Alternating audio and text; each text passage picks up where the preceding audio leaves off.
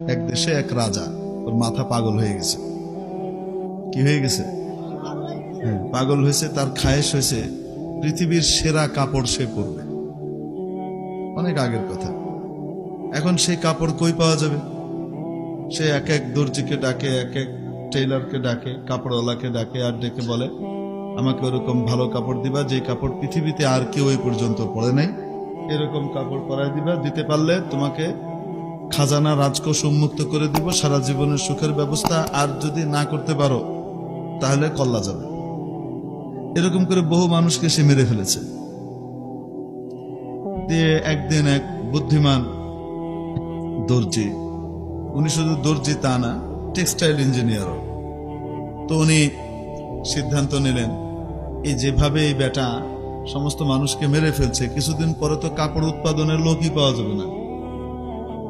যে যুগের কথা, সেই যুগে টেক্সটাইল ইঞ্জিনিয়ারিং, কাপড় উৎপাদন করা, নিটিং, তারপরে ইত্যাদি যা কিছু আছে এগুলো সব কি হতো? একসাথেই হতো। পরে আস্তে আস্তে ভাগ হয়েছে। যে বেটা কাপড় বানাতো সাধারণত ওই বেটাই, মানে তুলা থেকে সুতা, সুতা থেকে কাপড়, ওই কাপড় থেকে আবার দর্জি কি করতো? বানায় দিত। একই ব্যক্তি সবগুলাই করত। এখন যেভাবে মারছে, কিছুদিন পরে তো কাপড় বানানোর লোক পাওয়া যাবে না। না পাওয়া গেলে মানুষ কাপড় সংকটে ভুগবে কিনা, উলঙ্গ থাকা লাগবে। তো এই পাগলের হাত থেকে কিভাবে এই জাতিকে উদ্ধার করা যায়? তো উনি বুদ্ধি করে গিয়ে বললেন আমি আপনাকে ওইরকম কাপড় দিতে পারি, তবে শর্ত আছে, ওই কাপড় বানানোর জন্য একদম সিকিউর একটা ফ্যাক্টরি লাগবে, দামি দামি মেশিন লাগবে, এবং সেখানে কেউ ঢুকতে পারবে না আমার অনুমোদন ছাড়া। 3 থেকে 4 বছর সময় লাগবে সেটা উৎপাদন করতে, তারপরে আপনাকে পরাবো। এটা অনেক টাকার ব্যাপার, আপনি এত টাকা দিতে পারবেন না। দেখবেন দোকানদার আছে না, যখন দেখে যে কাস্টমার এই জিনিস নিবে না, কি করবে না, কিন্তু কাস্টমারের পকেটে পয়সা আছে আর তার বাড়ি ময়মনসিংহ, আমার মতো একটু বোকা শোকা, তখন লাস্টে গিয়ে কি করে জানেননি? তখন উঠে রাখ, খামাখা কারে দেখাচ্ছে, এগুলো নেওয়ার পয়সা আছে নাকি? বুঝলেন না? গায়ের হতে গা দেয়, তো রাগ করে পয়সা নেই মানে তো সারা দোকান কিনতে পারি।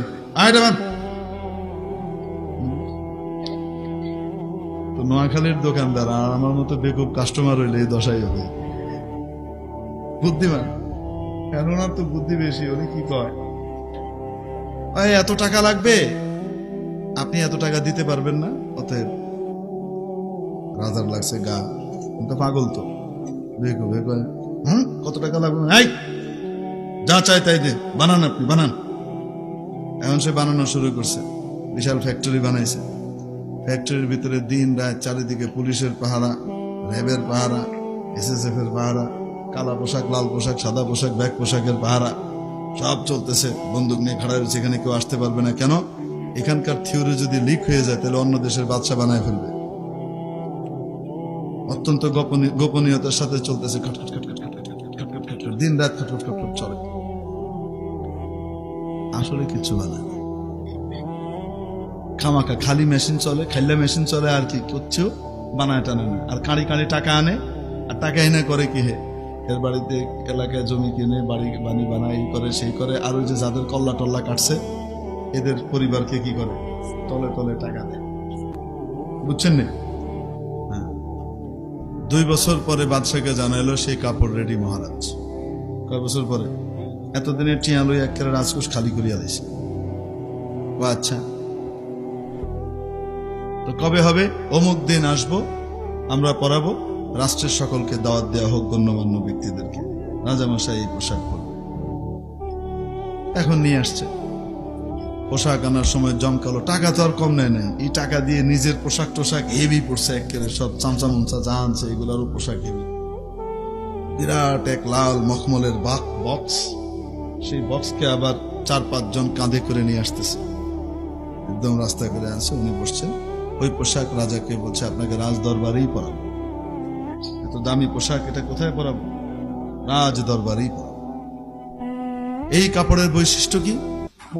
এই কাপড়ের বৈশিষ্ট্য হলো এই কাপড় চোখে দেখতে পারবে শুধুমাত্র ওই সমস্ত মানুষ যাদের জন্ম একদম পারফেক্ট, 100 ভাগে 100 ভাগ পবিত্র। আর যার জন্মে সমস্যা আছে, হারামজাদা, সে এই কাপড় দেখতে পাবে না। সে এই কাপড় কি করবে না, দেখতে পাবে না। এত পবিত্র জিনিস এটা। এই কাপড় চোখে পড়তে হলে কি লাগে, জন্ম ঠিক থাকা লাগে। অতএব কাপড় দেখতে পাইলে জন্ম ঠিক আছে, আর কাপড় না দেখতে পাইলে জন্ম ঠিক নাই। সিস্টেমে গিলাই দিছে। কত রকমের বাটপার দুনিয়াতে থাকে। ইনি তো ভালো কাজ করতেছে। অনেক সময় বাটপার আছে না, ওষুধ বানাইছে খামাখা, এই কি কি মিলায় টেলায় একটা আলুয়া মালুয়া বানায়, সব রোগের ওষুধ নাকি এটার ভিতরে আছে, খাইলে নাকি সব ভালো হয়ে যাবে। যে লেকচার মারে, বাপরে বাপ, করেনি করে না। এরকম এক বাটপার ডাক্তার, আসলে ডাক্তার না, নকল ডাক্তার। এরকম বাটপার কি করছে, ওষুধ একটা বানাইছে, কিন্তু জানে তো যে এই ওষুধে কি হবে না, এটা জানে না। 1 জন 2 জন 3 জন 4 জন 5 জন 7 জন 8 জন 10 জনের ভরজনের কামনা তো লোকে সবাই 80 মিলি হেতে হিট বনি ধরা পড়ব। তো এই জন্য একটা সিস্টেম বানাইছে। সেটা কি, এই ওষুধ গুলির মতো কাজ করবে, তীরের মতো রোগ দূর করে দিবে, রোগের জায়গায় গিয়ে আঘাত করবে, আপনাকে সুস্থ করে দেবে। কিন্তু একটা শর্ত আছে। সেই শর্ত হলো, ওষুধটা যখন খাবেন ওই সময় কোনোভাবেই আপনার মনে বান্দরের কল্পনা আসতে পারবে না। যখন এই ওষুধ খাবেন ভুলেও ওই সময় আপনার মনে কি আসতে পারবে না, বান্দরের কল্পনা আসতে পারবে না। যদি বান্দরের কল্পনা আসে তাহলে কি হয়ে গেল, ওষুধে আর কি করবে না। বুঝতে পারছেন? এখন কতদিন জীবন ভর কত ওষুধ খাইছেন, কোনোদিন বান্দরের কল্পনা আছে? এখন যখন শর্ত এটা কানের ভিতরে শতানি শর্ত একটা ঢুকাই দিছে, এখন কি সে যেমনি খাইতে যায় সেমনি বান্দর মাথায় আসে, আর চিন্তা করে আমার কল্পনা এসে গেছে, এর লিগা মনে হয় কি হয় নাই।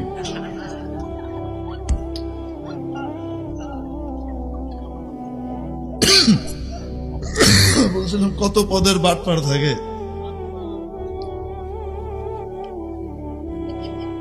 এখন বুদ্ধিকে ভালো কাজে ব্যবহার করলে তো ভালো, আর বাজে কাজে ব্যবহার করলে সেটা বাটপারি হয়। ঠিক কি ঠিক না?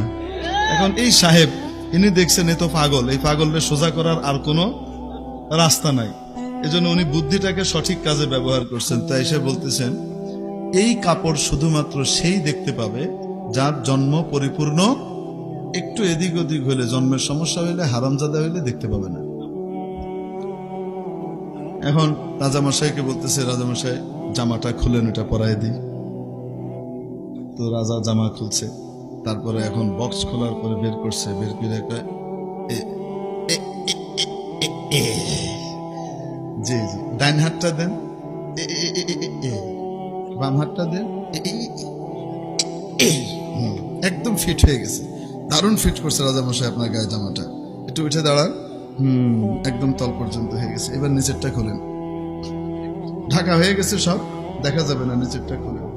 রাজা নিচেরটাও খুলছে, খোলার পরে তার নিচে দিয়ে পায়জামা বা প্যান্ট পরা।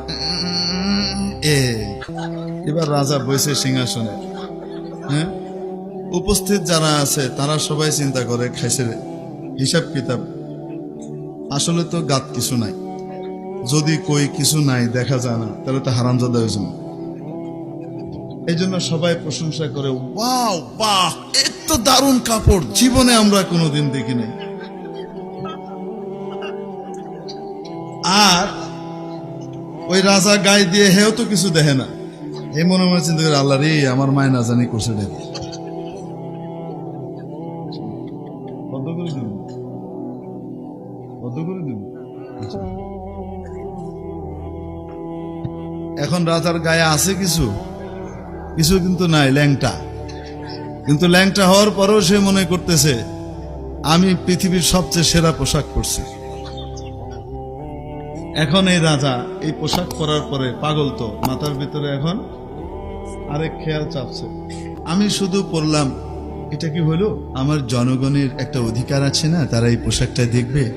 এই হাতি সাজাও, হাতির উপরে চড়ছে, সারা দেশে ঝেড়া পেটানো হয়েছে, সব লোক রাস্তার দুই পাশে লাইন ধরে খাড়াইছে ফুল নিয়ে, বুঝছেন নি? রাজায় ওই পোশাক পরে কি করতেছে, যাইতেছে, কেউ দেখতে পায়? কাপড় দেখে কেউ? কিন্তু সবাই চিন্তা করে দেখতে না পাইলে তো হারামজাদা, অতএব বলতে হবে দেখতে পাই, মিছা কথা কইতে হবে, হিসাব কিতাব, বুঝলেন? এখন এরকম করে ফুল মারে, এক একজনে সবাই ফুল মারতেছে, জয় মহারাজের জয়, জয় মহারাজের জয়, এরকম করে কি করে ফুল মারে, আর রাজা এরকম করে যায়। সব আমার সাথেই আছে, যাচ্ছে। ছোট্ট বাচ্চা একটা, একে আমিও রাজারে দেখবো। বাপ কয় না, তুমি কেমনে দেখবা, এখানে এত লোক। কয় না, আরে কান্দল, আমি দেখবো। এখন বাচ্চাকে বাপে কি করছে, কান্দে নিছে, তো রাজা যায়। এতক্ষণ তো সবাই কইতেছে জয় মহারাজার জয়, কি চমৎকার পোশাক, বাহ বাহ বাহ বাহ। যেমনি ওই পোলা দেখছে, পোলা দেখে কয় লিংটু রাজা, লিংটু রাজা, লিংটু রাজা।